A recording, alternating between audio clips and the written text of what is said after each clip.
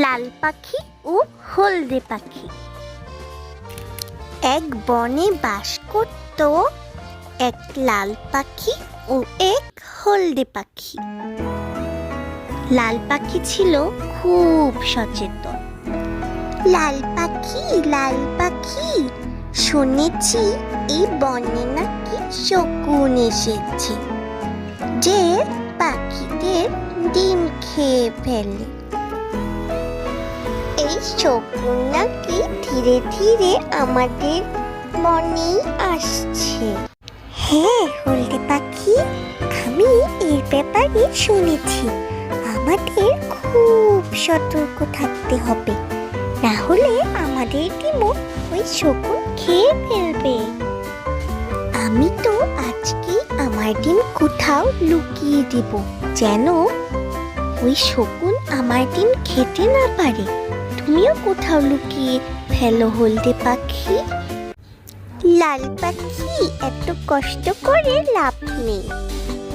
আমরা জঙ্গলের খুব গভীরে থাকি, শকুন এদিকে আসতেই পারবে না।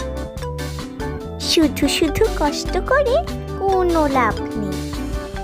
তোমার যদি কষ্ট করতে মন চায় তাহলে তুমি কষ্ট করো, আমি করব না।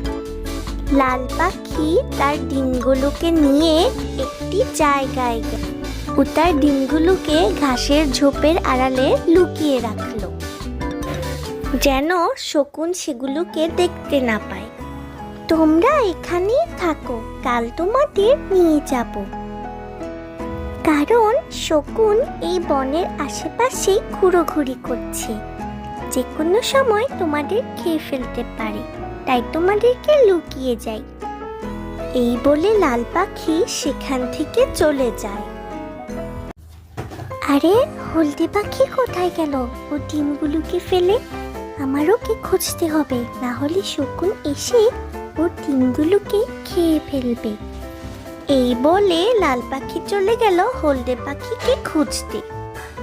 লাল পাখি খুঁজতে খুঁজতে একটি জায়গায় গিয়ে দেখে হলদে পাখি নীল পাখির সাথে খেলা করছে।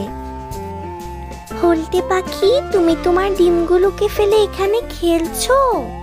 তোমার ডিমগুলোকে যদি শকুন খেয়ে ফেলে তাহলে তুমি কি করবে?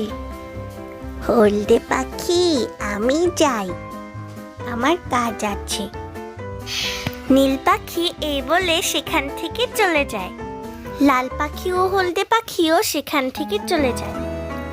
আমার ডিমগুলো কোথায় গেল? আমার ডিমকে শকুন খেয়ে ফেলেছে। আমার তোমার কথা শোনা উচিত ছিল। বিপদের সংকেত পেতেই আমার প্রস্তুতি নেওয়া উচিত ছিল। বন্ধুরা, বিপদের সংকেত পেতেই প্রস্তুতি নেওয়া উচিত। ভিডিওটি ভালো লাগলে সাবস্ক্রাইব করে দিও।